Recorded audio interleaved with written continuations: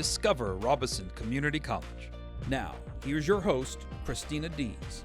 Hi there, I'm Christina Dees. Join me for the next 30 minutes as I take you on an exclusive tour of Robeson Community College and all of the programs that they have to offer. We're in the operating room at Robeson Community College, home of RCC's surgical technology program, and it's time to get prepped for mock surgery. Come along and learn step by step from the students on what it takes to become ready in a surgical environment. Oh, my joy. All right, this is Willie Dunbar, and he's going to show us how to get prepped for a mock surgery. All right, so upon coming in, you're going to grab your soap from up here. Okay. And so first you start with an initial hand wash. Okay. So you wash your hands like normal. The soap over here. So next thing, you want to take your nail pick, and you want to pick your nails while underneath the water. Yep. Kind of moisten it just a little. Squeeze it to get some of the suds going. And you want to take the bristle side and scrub, for 30 strokes. So the arm that you start with, do the whole entire arm, and then you will switch. Okay. You just want to do a sweeping motion. So go through, good. And then you would dry. The same way you kind of scrubbed, you want to dry in the same motion. Take it through? Yep, so you got armholes on each side. Yep, you got it. Make it work. Pull that up. This is serious. Yes. No germs. None. Well, I'm all prepped and ready for surgery. This is just one of the many things you will learn in the surgical technology program here at Robeson Community College. Here to talk to us more about the program is the program director, Ryetta Coleman. You have a 100% pass rate for the national exam, the national certification exam, and a 100% employment rate. So you must be doing some things right. Can you tell us more about the program? Sure. The program is 4 semesters. Students begin in the fall and complete the following December. Students are trained in preoperative, intraoperative, and postoperative surgery. They're trained how to sterilize the instruments, prepare the operating room for surgery, and we tell them to always put the patient first. Well, these students just started the program not that long ago, and they seem to already know what they're doing. They seem to know their way around. How long does it take to become a surgical technologist? You start in August? Correct, and we complete the following December, 4 semesters. It's a very fast-paced program. Students begin clinical rotations during the 2nd semester, and unlike most programs, these students are an active part of every surgery from day 1 of the clinicals. And what kind of job opportunities exist for these graduates with the degree in surgical technology, and what's the average pay? Most graduates will go into the operating room to work. Some will go to labor and delivery units, physicians' offices, veterinary offices, or dental offices. Average pay is usually around $26, $27 an hour. We have graduates that currently make upwards of $28.50 an hour. Oh, wow. Well, how do I get started in this program, and what are the requirements? So the prerequisites for the program are Anatomy and Physiology 1 and 2. We also offer information sessions, 1 per month, so that anyone interested can come and find out a little bit about the program and the requirements. And that information can be found on our website. And after I complete this program, can I continue my education, and what kind of opportunities may exist? A lot of students go back to school, they complete their first assist, and they become certified with that. Some even go back to complete a Bachelor's of Applied Science in Surgical Technology, and every now and again they'll go into another allied healthcare field. RCC's industrial programs are high-tech with a big paycheck. You know, the future is mechatronics. It is a multidisciplinary engineering field that's quickly on the rise. It's in high demand across the nation, and it's high-tech with a big paycheck. This is Heath. He's the program disciplinary lead, and you're going to tell us more about the program itself. But first, what is mechatronics? Mechatronics is the accumulation of electrical systems, mechanical systems, and several other systems, including fluid power, across where these systems interchange. Nothing really happens without one or the other in some form or fashion. And how is mechatronics different from other engineering fields? Mechatronics here at the college, or at RCC, we do a hands-on approach. Although they do take standardized tests, where it's multiple choice, fill in the blank, they actually have to go back and show us that they can actually do what we ask them to do. And because this is in such high demand, it's a growing field, how much money can students expect to make? Generally speaking, locally, I'm going to say starting off $20 an hour, but when you look at the national average, you have some places where students are starting off at $50. And can you show us some of the equipment that the students will use in the labs? So behind us we have a FANUC 2000 robot that the students will actually manipulate in the ATR 280 class. It uses directional control valves, air cylinders, and several other components. Inside the MCC box, immediately behind us, or to the left of us, we have our PLC programming, our variable frequency drives, our contactors, our fuses, and other stuff that they can change and adjust on the electrical side. And I understand this is an award-winning program. Can you tell me more about that? Well, fortunately for the college, we had 2 students who did outstanding last year at the state competition and actually competed in the nationals. We didn't get selected for Worlds because it was an accumulation of 3 years, but this year we're going back with 2 students who are returning and 2 students who have never competed in Skills USA. So we're very excited. Well, I got to meet some of your students, and we're going to talk to one in just a minute, but the students here seem really excited about this program. What would you say to someone who is interested in a career in mechatronics? Anyone that's interested in a career in mechatronics has to have a certain skill set. One of the biggest things is we need is self-starters and self-motivators. That's also what the industry is looking for. The stronger skill set that we could use is the ability to just show up to class. Anybody can sign up who has graduated with a high school diploma or GED. We don't require any kind of experience. We'll take you through the paces and get you what you need. All right, this is Abigail. She's a student in the mechatronics program. Abigail, you have a pretty interesting story to tell. What inspired you to even get into this program? So, for starters, when I was younger, I've always had a knack for just messing with all kinds of machines. I used to love taking tours around my dad's plant as a kid and just seeing like the different machines and robots and things that are around an industrial plant in general. When I got here, I'm an early college student, so I'm on the robotics team. That kind of inspired me to draw closer to robotics. I now mentor Jonathan Gambino.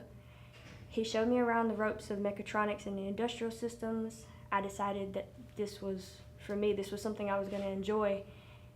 And I was torn for a really long time between industrial and mechatronics, but then I started meeting some of the professors on the mechatronics side, and they encouraged me this way. So once I pretty much learned the ropes and I saw the robots that I would actually be working on, I enjoyed it. And there's a huge future in mechatronics, and you and I were talking about it. What would you say to someone who is interested in a future or career in mechatronics? It is most definitely worth the while. It's really experience-based, I would say. If it's something you're going to enjoy, do it. Just jump for it. I did, and I haven't turned back, and I don't have any regrets. I'm here with Michael Levinson to talk more about the Electrical Systems program. What can you tell me about the Electrical Systems program? $40 an hour? Yes, that's correct. There's a tremendous need now for skilled electricians, and companies are willing to pay that kind of money. I talked to a guy the other day, and he was telling me they were 50-some people short just in their maintenance department. He said, send me all the guys you can. We'll hire them on the spot. An electrician can either be a commercial electrician, residential electrician, that's wiring houses, industrial electrician, automation. What can you do with this degree? Well, you can move anywhere in the whole United States and get a job, either in those fields that I mentioned before, either residential, commercial, or industrial, factories, power plants. We teach solar panels, we teach photovoltaic systems as a whole, which we start with the solar panels themselves, which create DC current. We run it through a charge controller, which charges your batteries. And then once we do that, we run it out to an AC inverter, and we get power at the outlet that we can utilize. We have several companies in the field, like Strata Solar for one, that actually have hired some of our graduates recently. And as most of y'all can tell by looking throughout the county, we have solar farms everywhere. Well, we actually in electrical systems offer 5 certificate programs, one being photovoltaic. We offer a robotics certificate, a programmable logic controller certificate, and then 2 wire installer certificates, one being more advanced. Then we offer a diploma in electrical systems and also an associate degree. Robeson Community College offers something for everyone. Take cosmetology, for example. You can learn how to do hair in 2 years or less with a diploma and an associate degree pathway. Mary, this facility recently had a major makeover. Tell me what you did. We actually included 8 European bowls, and we actually have 30 new stations that provide the students with a lot of cabinetry so that they can store their tools. It takes 1,500 hours in order to be licensed at the state board, so that's 48 credits for a diploma and 64 for an associate. And so how long are students typically in class for that? Normally in class, Monday through Thursday, they're here 6 to 7 hours, and on Friday, they're here from 2 to 4 hours. Okay, so not terribly long, but what do they typically learn about when they are here? While they're here, they're taught manicuring, pedicuring, waxing, facials, and they actually are taught chemicals such as color and relaxer and highlights. Okay, great. So I was going to ask, cosmetology encompasses more than just hair. Tell me, I know it is more about than just styling hair. How much more in depth can students learn about the chemistry and the other processes that we typically don't think about when we go to the salon? Of course, our chemicals, to make sure that they're safe on the hair, they're taught whether they're alkaline or they're acid. They learn about the pH. They also learn how to make sure the hair stays in good integrity so that the hair is safe on the client's head. And then what about success stories? Do you have any that you can share with us? I would say our success stories is just seeing our students graduate and getting their own business and employing some of our students as they graduate later. With a modern salon for a classroom, the cosmetology program at Robeson Community College is definitely a cut above the rest. Once students complete the program, they can head over to the Small Business Center to gain insight on how to start their own salon at no charge. All small business classes are free. It's like they say, there's no business like small business, and at Robeson Community College, they have the workshops you need to help get your business ideas off the ground so that you can be successful in your business ventures. Here to talk to us more is Small Business Center Director Debbie Bruce. Debbie, is it true that these classes are free? Yes, they are. Well, that's amazing. How's that possible? Well, at the Small Business Center, we offer free webinars, seminars and it's open to everybody. The funding comes from the state of North Carolina.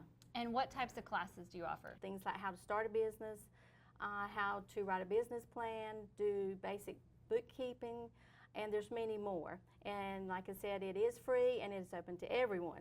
You said these classes are available to take online and in person? Yes. Okay.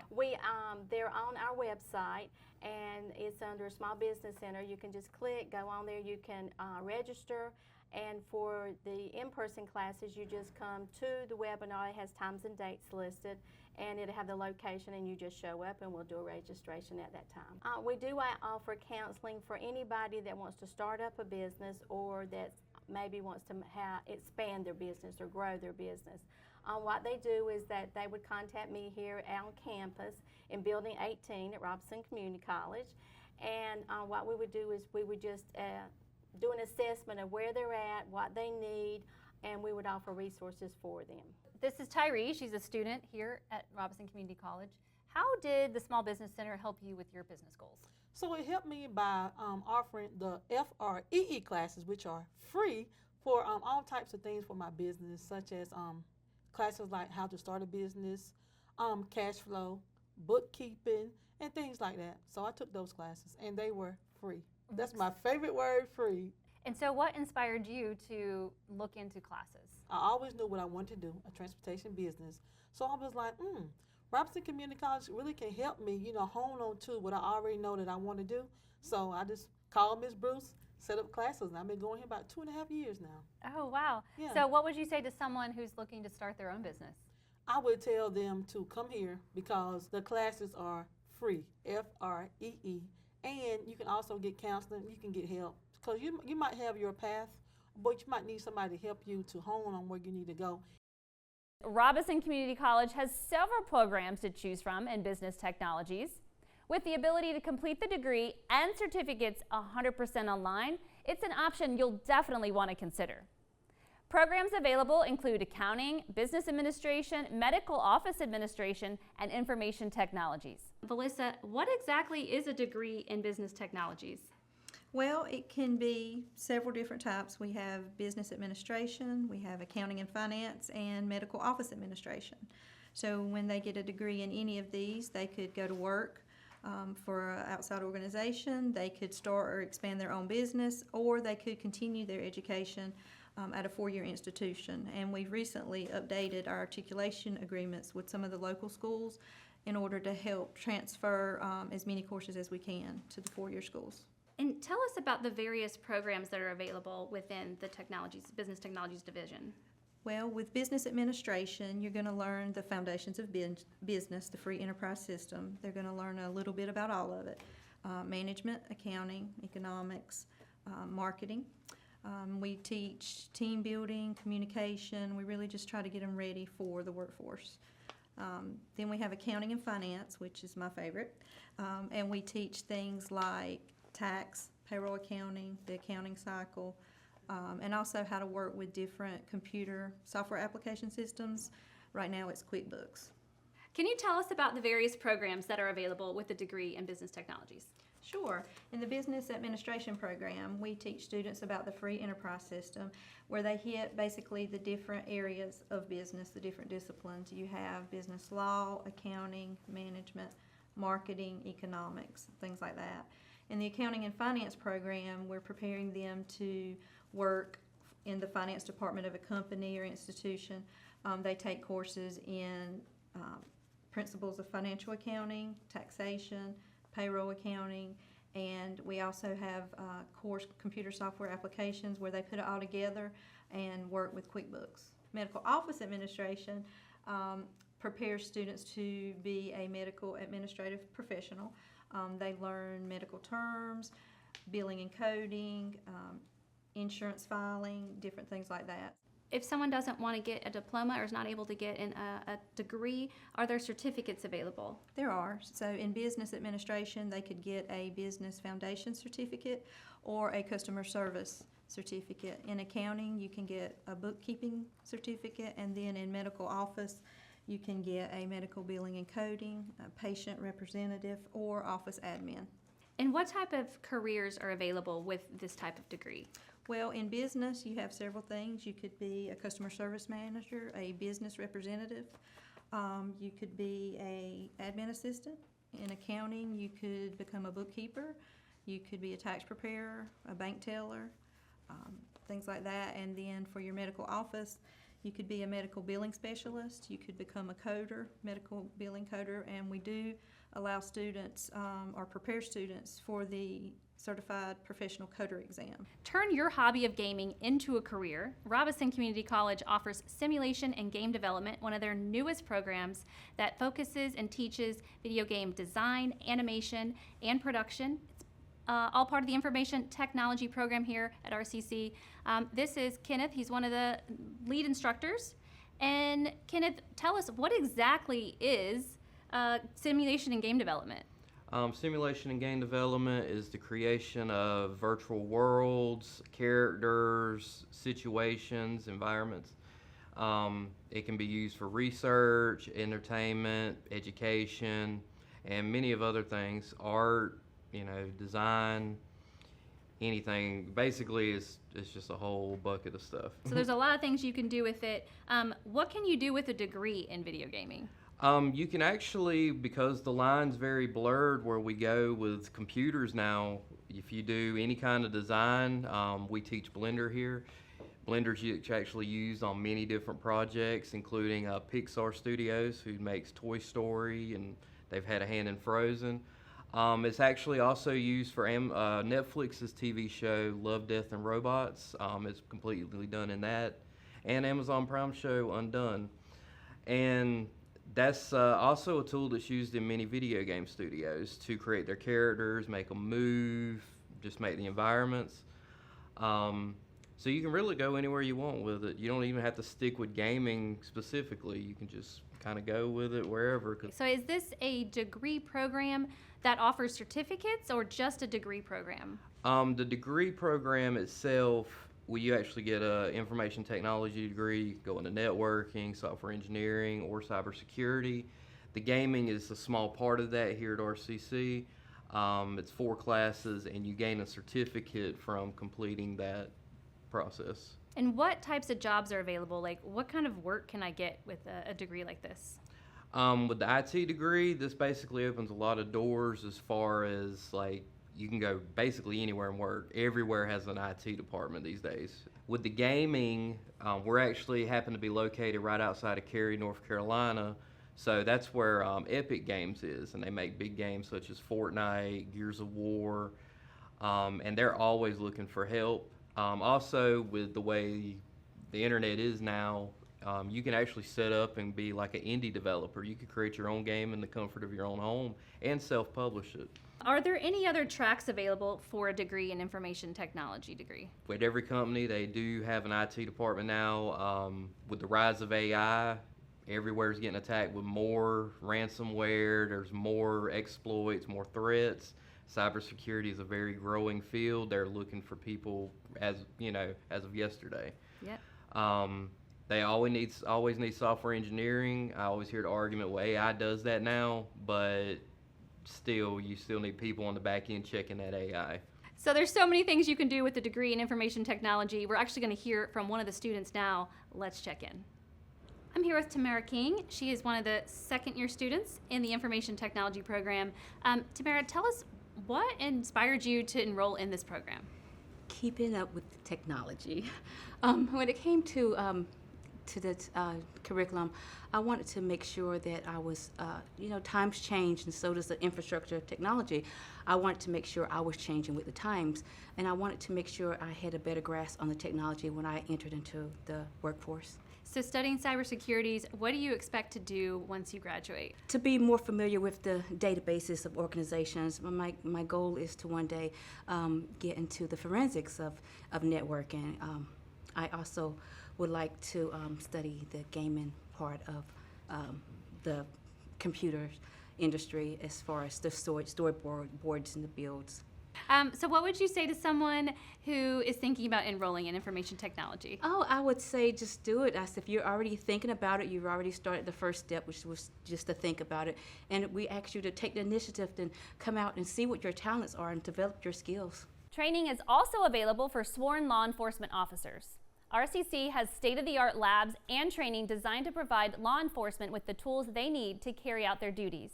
We recently visited and had the chance to demo the simulators they have available. Check it out. Here with us is Matt Demery. He's the Program Director of Law Enforcement at RCC. Matt, what sets this program apart from other basic law enforcement programs? Well, here at RCC, the students have access to a diverse group of instructors, and those instructors range from current law enforcement officers that are on patrol all the way up to command staff. And we also utilize instructors from different agencies, such as the North Carolina Highway Patrol, ALE, and the North Carolina Magistrates. They'll teach in their certain area of expertise, and students in BLET are held at a higher standard than traditional students because when they get out and get into the workforce, the public holds them at a higher standard. And how intense is this program? Well, BLET is pretty intense. We have a mandated set of 640 hours that we have to abide by training standards, but here at RCC we have our program set at 680 to about 700 hours, and those extra hours are comprised of review at the end to help the students remember all 36 different blocks that we have to go through to get ready for the state test, and we also increase a few more hours of PT to help them get ready for the police officer physical abilities test at the end that they must pass to sit for the state test. I'm just curious, is there a shortage of officers in our area? Yes, we do have a shortage of officers, and officers deal with situations on a daily basis that the public doesn't have to deal with, and for the most part the public doesn't hear about a lot of the situations that we deal with outside of what's posted on social media and in the news outlet, and I think that might be why people is reluctant to get into the field. And like I tell the students, this is not a job where you come to get paid. It's a lifestyle that you get into, and it's a career more of a calling. Yeah, well, I think it's important for people to hear, why is this program so vital to our community? Well, if you go back to the shortages, BLET is the first vetting source of officers. We go through a background check before you can even get into the program. And once you get into the field and actually start applying for agencies, you go through another background check that might be a little bit more strenuous. So just any student can't get into BLET because we have state standards that we have to go by. And we try our best to produce quality candidates for these agencies to hire, so interview and hire. And is this program available for free? Actually it is. It falls under curriculum. So Our students get the same financial resources that every student has on campus, and that's such as financial aid, grants, and things like that. So they can, the tuition is free once they get sponsored, and the average cost of the program through fees it ranges from about $1,100 to $1,500. Perfect. Well, let's check in with one of your students now and hear their testimony on their experience. This is Timothy Bernicki. He's a graduate of the Basic Law Enforcement Training Program here at RCC. Timothy, how has this program helped you to achieve your goals? Well, when I was young, I always wanted to be in law enforcement. I always wanted to help people. So by coming here, I was able to achieve my dream by graduating in July of 2023. And I just love helping people. I love being in the community, trying to make it better, trying to make a difference. My goals, I like traffic stops. I like doing traffic. I may go to Highway Patrol one day. I don't know. I might go state level for another agency. I'm not really sure. I chose Lumberton PD so I can do wrecks, tickets, and my 911 calls. I love it. Coming to RCC is the best school, best instructors. I learned a lot. I made a lot of good memories, met a lot of good people, a lot of good retired officers. I just love it, RCC.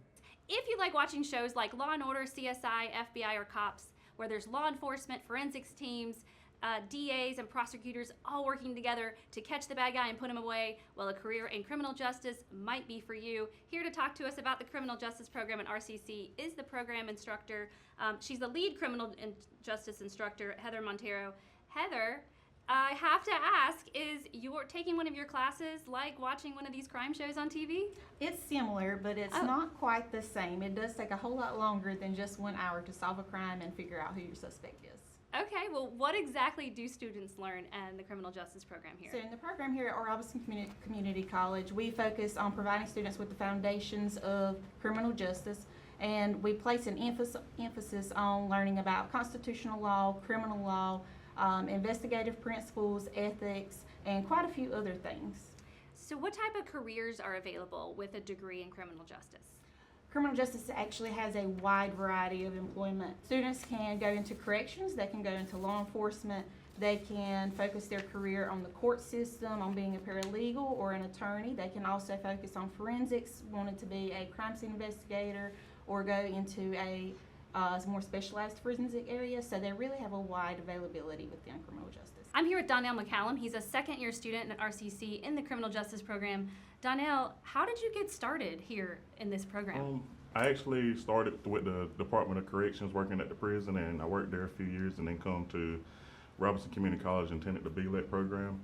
When I started the program, they started telling me about how I can use my credits from the certifications to go towards my degree, and started from there. Yeah, so the BLET program is the basic law enforcement Yes. training. Just wanted to make that clear. What are your plans after you graduate? I really started my degree for career advancement, get better problem solving, critical thinking skills to just be able to do the job and understand people a little bit more, understanding criminal behavior and just learning how other people think.